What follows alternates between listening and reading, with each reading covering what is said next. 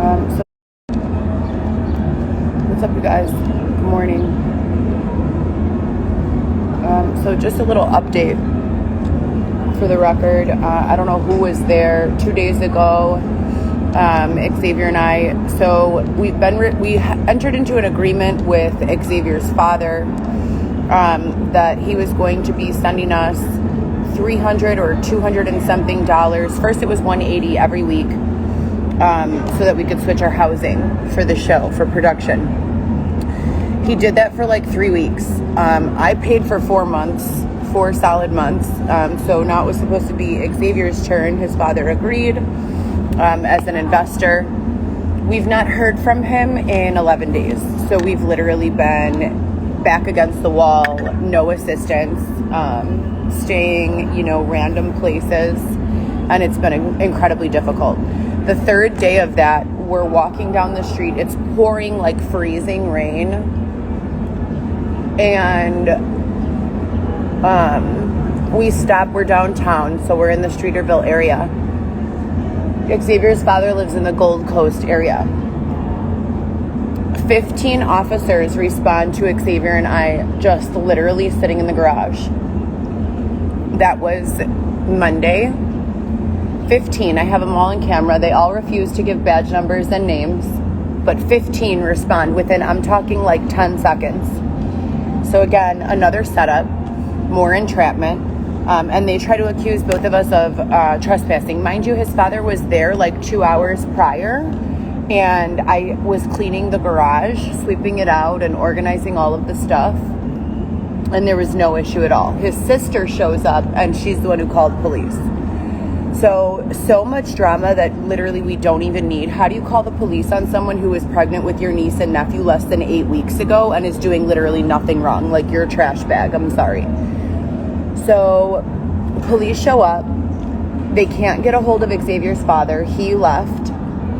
And the sister is just ghetto style, like waving her arms and neck and like doing the most and screaming and yelling. Police say nothing to her.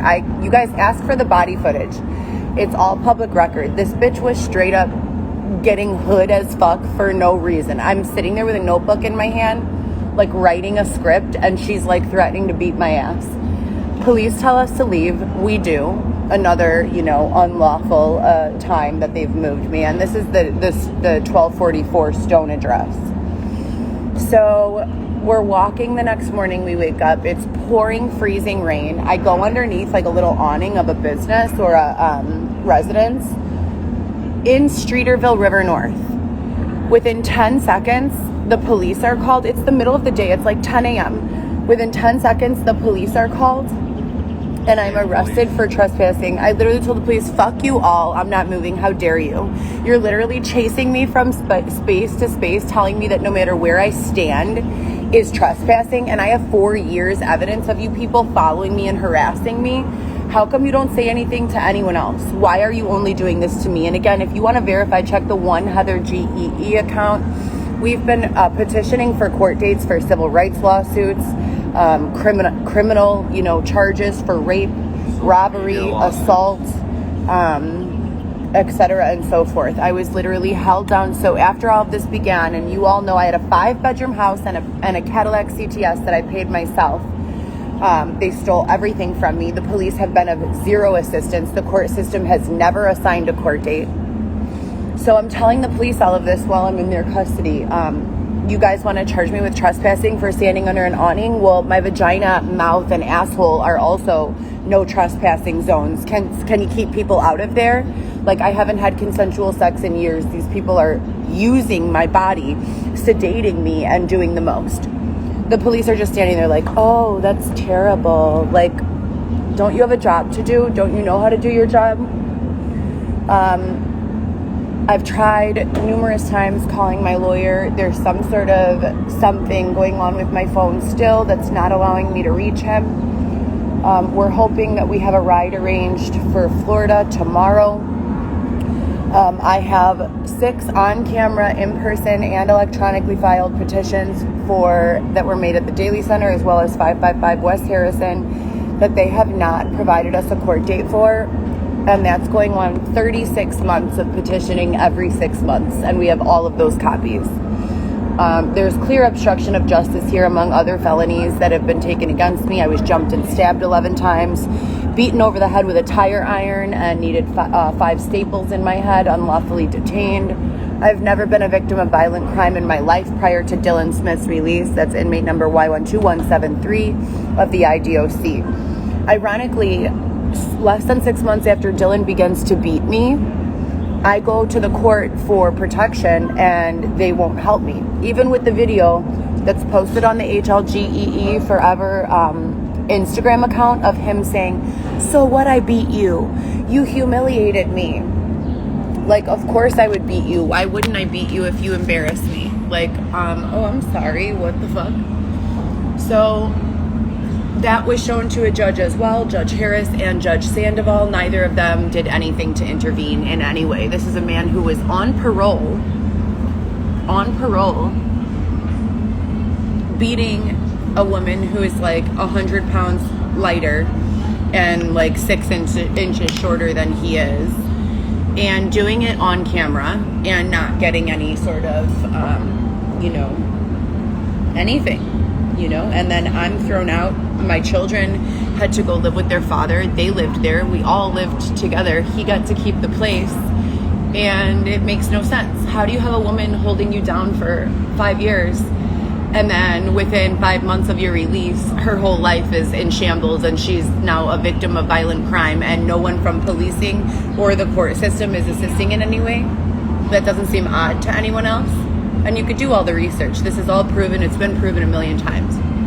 So I asked the police, how come every officer has told us that they're not giving out court dates, but you just gave me one for a week away on a trespassing ticket for ducking out of the rain?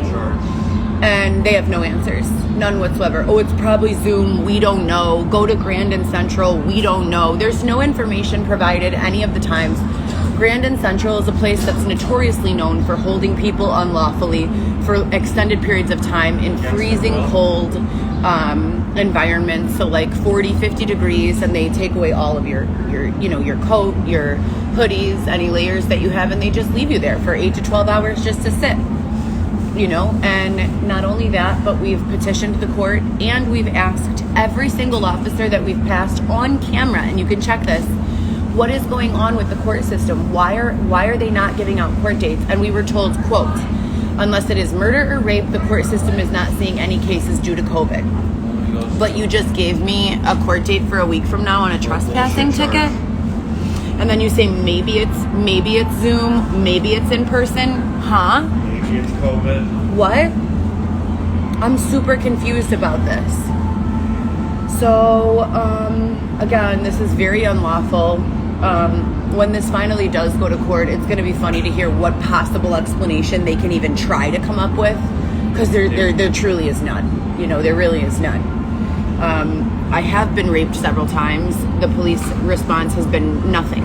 As a matter of fact, when I reported it, I was put in handcuffs and arrested. I had to bond out for $400.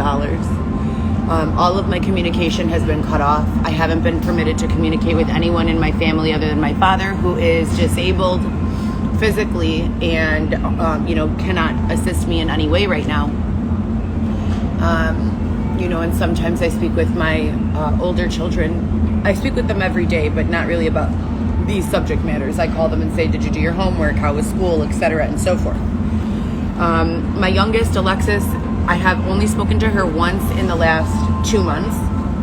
And there was a 90-day period prior to that I had to wait to speak with her. I legally have joint primary custody of all 3 of my children, yet it's going on 4 years now, 36 or 37 months since I've been permitted to legally reside with them. Again, I have all of the petitions that have been filed electronically as well as in person on file. I have all of the changes and edits they've made to my photos, to my face, even to my lives. They changed the way that I look. They changed the way that my makeup looks. They change everything in an effort to discourage me from going live and sharing my experience. And throw off your followers. So I'm going to, prepare something for the judge as well as for the Supreme Court judge basically just explaining that if my mouth, vagina, and asshole are not considered private property, that any one of these buildings downtown should not be considered private property. And that until I can get some answers as to why they're allowing me to be raped, sexually assaulted, regularly assaulted, withheld the opportunity to earn my own income, etc. and so forth, I will be trespassing wherever the fuck I need to not be standing outside in freezing rain. They can continue to pile on the court dates all they want. Again, at the end of the day, they're eventually going to have to answer to why they've been permitting innocent people to be sexually assaulted, sometimes even in public. This is not going to go away. So I look forward to this Zoom court hearing. I'm going to prepare a monologue for the judge, whether they'd like to hear it or not. And attached is going to be, again, the original testimony from my abuser screaming, quote, while he holds a nitrous oxide balloon getting high on parole, "Yeah, so what? I fucking beat your ass. I beat your ass because you humiliated me. You want me to kiss your ass? Well, you should be kissing mine." This is turned into the judge. No action was taken. He was permitted to stay out and continue to beat me. What the fuck is going on, America? I'm confused. I have 3 children. Do you think this situation is in any way making my children have faith in our country or our criminal justice system or in the people who operate and control it? Absolutely not. Or in government or administration? How much faith do you think I have left, me as an adult, in the government? The current administration? Just in the government, period. In Chicago. Oh, Christ. Chicago is just as bad as Venezuela. I have none. I have none left. You guys have succeeded at completely changing my entire outlook about the entire world. I thought the world was a beautiful place filled with good people, and every single time I settle back into that thought, you guys push me to the absolute extreme where I am literally sitting there thinking of ways to end my life, to kill myself. And this is already, again, this is year 4 of this, and me going publicly saying, I don't want to die. I'm not suicidal. I love life. I want to be with my children. But you're oppressing me. You're not allowing me to earn income. You're starving me for 5 to 10 days at a time. You're stealing from me. You're allowing me to be jumped and stabbed 11 times with screwdrivers. And none of this is being addressed or followed up. None of it. And this is ongoing since 2019, 2 weeks prior to Dylan Smith's release, and that's inmate number Y12173. Now answer another question for me. How does an inmate on parole for kidnapping and selling fake drugs get released from a 12-year sentence after only 3 years, and then get rearrested in 3 months for possession of guns and drugs, and their parole is still terminated satisfactorily? Their victims are laying all around Michigan Avenue, but their parole was satisfactory terminated. Early, even. Can you explain that? Literally a lookalike And drug. their entire record was removed from the Illinois inmate system. You can look up Y12173. It doesn't even exist anymore. For every other inmate, your inmate ID is there as long as you're on parole, and parole is a period of 2 to 4 years. Dylan's was terminated 6 months after his release while he was in police custody in Cook County, and there are interviews of him in Cook County. So none of this makes any sense. And I've been going to the state's attorney. I've been going to private attorneys. My private attorney, Nick Albuquerque, told me, quote, "Flee the state of Illinois, Heather. It is not safe here. It is not safe." Why would a lawyer say that if everything was fine? What is going on? And again, who is this group of people I've made 4 social media since the time of Dylan's release. And it goes with the climate. For 3 or 4 weeks, it's nothing but support. And then for about 5 to 6, it's nothing but the most malicious, disgusting, white trash, ghetto fucking commentary that you could ever imagine. Like a bunch of literal crack and meth heads that Dylan does drugs with, who don't work and have nothing productive to do, who sit around with laptops, creating account after account, pretending to be someone that has knowledge, experience, wisdom, guidance, coming onto my live feeds and my posts and making the most terrible commentary. If I could have guessed that I would be sitting here recording the number of times strangers have told me to kill myself, and be in the hundreds or thousands, there's no way I would have been able to guess that. I don't have enemies. I've never had, been a victim before of any violent assault prior to Dylan's release. I've been told to kill myself in one way, shape, or form thousands of times since he's been out. Thousands. And I've recorded them all. I've created 4 social media accounts because in person as well as online, these crackheads, the ones that do meth and crack with Dylan, his literal drug friends, they sit around doing drugs in a jerk circle, doing sex and hate. That is their job. Get high, do sex, and say some mean stuff. And I'm not the only one that they target, but I'm the most exhausted. That's a fucking sure thing. So, we're in the Airbnb. Just look at how drastically different the last 3 weeks are. We're in an Airbnb. The entire time I'm earning income, I'm paying for our Airbnb, our food, our shelter. And again, here, you can ask Xavier, hey, paying for our Airbnb and food, how many times did we go without shelter? Huh? None. And when I was paying with food, how many times did we go without a meal? None. So me losing the twins being born at 18 weeks at home through my hands after going into contractions, and they die in the shower, causes me to lose my job. Your dad says that he's going to pick up the funding for us, and he did so 2 or 3 weeks, and we have been outside now for the past, or without a home, without indoor plumbing for the past 11 or 12 days, right? Okay, I just want to make sure for the record that we've got that correct. So that's basically what I've been dealing with. We were at the Ritz-Carlton a few days ago. We were in Airbnb last week or the week before. 8 weeks ago, I was in the hospital having a blood transfusion after just having delivered two twin babies at 18 weeks. Obviously very early, and they passed away, rest in peace. Ruby and Rafa were the names that Xavier and I had picked out. Besides that, I have my own 3 big kids who are watching this shit like, what is happening to my mom? Is my mom okay? They know I'm strong, and they know I don't really take any bullshit, but I mean, everyone has a breaking point. Would you want to watch your mom go through this shit? I wouldn't. No one would. So as I continue to move forward, I spoke with Fredo. A lot of you who have been here since the One Heather G account, you guys were here the first time I got beat with the tire iron on camera, and those videos are all available. Was taken by ambulance to Elmhurst Hospital, got discharged from the hospital, and due to no follow-up from the state of Illinois at all whatsoever, because this is their problem, I had to leave. I had to get in my car and literally run to Florida. Fredo sent me some money, and I went and I got a job down there for a little bit. If you guys remember, there's a ton of video footage. My face, I looked like Elephant Man. My whole side of my face, this entire eye was just huge. All my ribs, my legs, covered in huge bruises.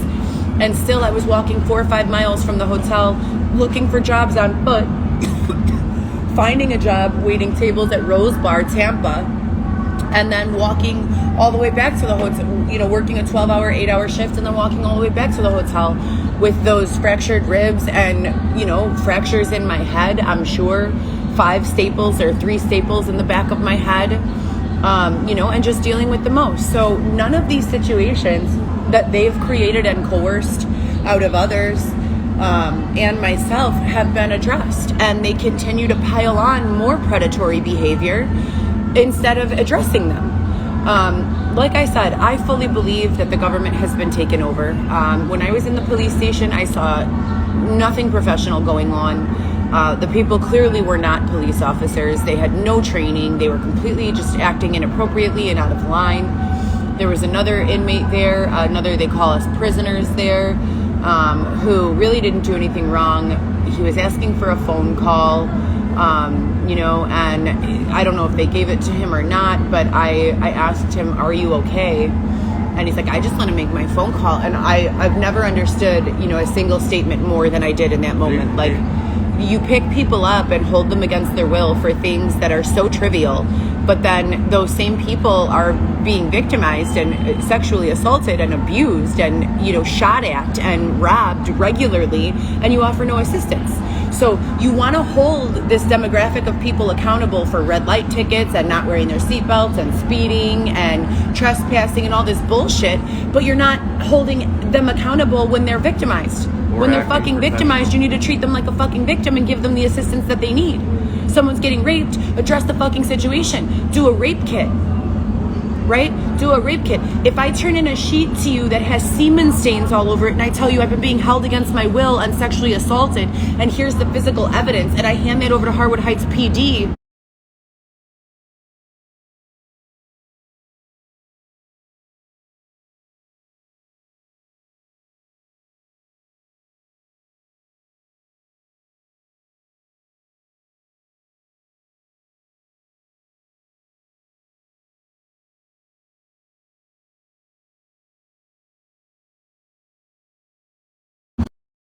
how is there still no investigation?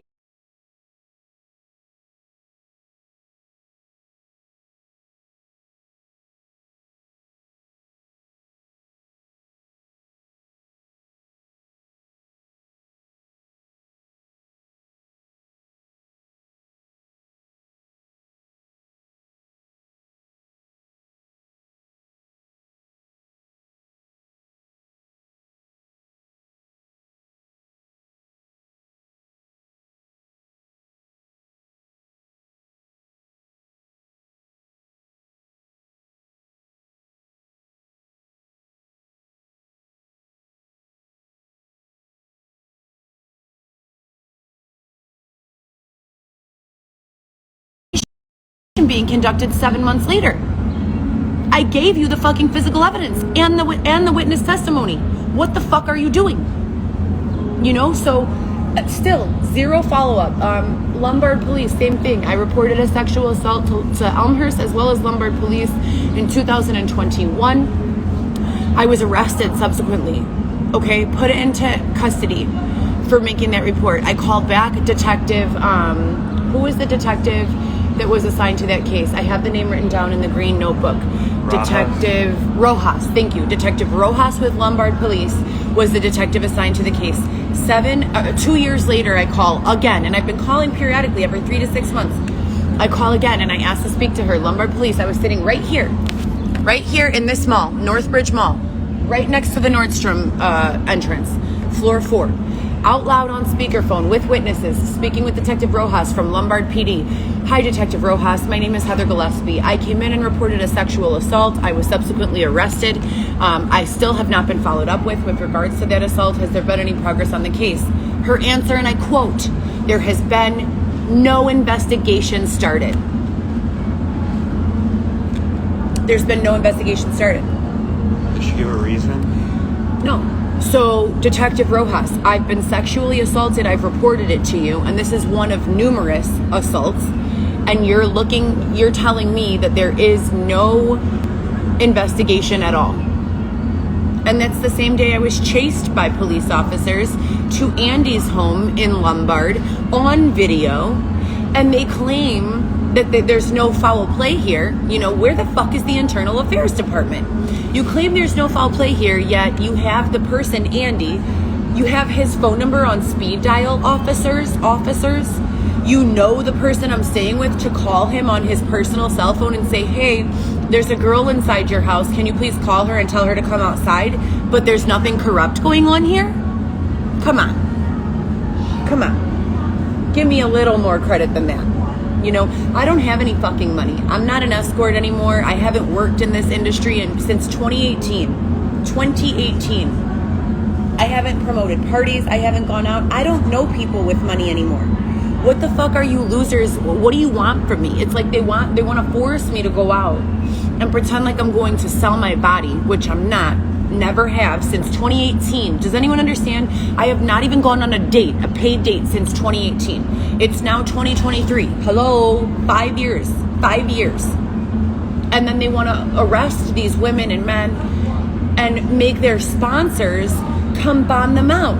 So our system is bankrupt, And they're taking people who, like myself, like Xavier, and others like us, who don't really have resources to begin with, putting us in fucked up positions so that they can get some other person who has money to pay bond money on a fucking arrest that never should have been made. It's all You're about not money. investigating a rape, but you're going through my contact list in my phone looking who can come bond me out for $400? Looking at your What? information. What? I don't understand. Can someone please make this, make sense, please? Because I don't get it. I don't get it for 1 second. I know it's all illegal. I know it's all unlawful. I know it's all immoral. What the fuck is going on? What is going on? And for everyone saying kill yourself, I've tried. I've tried multiple times. I've gone into the hospital as recently as a few weeks ago and told them I don't want to live anymore. I do want to live. I want to live being a mom and a wife in my life that I built for myself, that I created for myself, that I worked for myself. I want to, to go to my career. I want to earn income. I want to make money. That's the life that I want. If I can't have my life back, the life I've worked my entire life, my entire existence for, then I don't want to live. I don't want to live as a person sleeping outdoors or in a fucking bank vestibule being beaten and raped and robbed every 5 weeks. No, thank you. Are we not farther past that? Yes. In 2023, have we not found a way to make sure that no one needs to sleep in a fucking bank vestibule? Why is it that I have funding secured for 4 months and I make all of this progress on my branding, on all of the business endeavors that I have going on, and then all of a sudden, randomly, you people decide to interfere with the funding, and we're sitting in the same position, being harassed by the law enforcement that we were in last year and the year before. So you guys don't see a huge, overwhelmingly strong coincidence with the fact that when we're inside being left alone, we're productive, quiet, dynamic even, and then you throw us out into the street and there's drama. No one sees that correlation. What the fuck is wrong with you invalids? So I don't feel sorry. I'm out of fucking patience and fucks to give. I have a consultation at noon, so I gotta jump off of here, but this is another For the Record. You people are sad and disgusting, and as long as motherfuckers have trespassed through my body with no repercussions, with no court date, with no justice, with no democracy, you can trust and believe that if it's raining outside, you'll find me underneath an awning unless I'm indoors. And if you want to keep arresting me for standing under awnings, so fucking be it. You're wasting taxpayers' money, not me. You are responsible for paying that back, not me.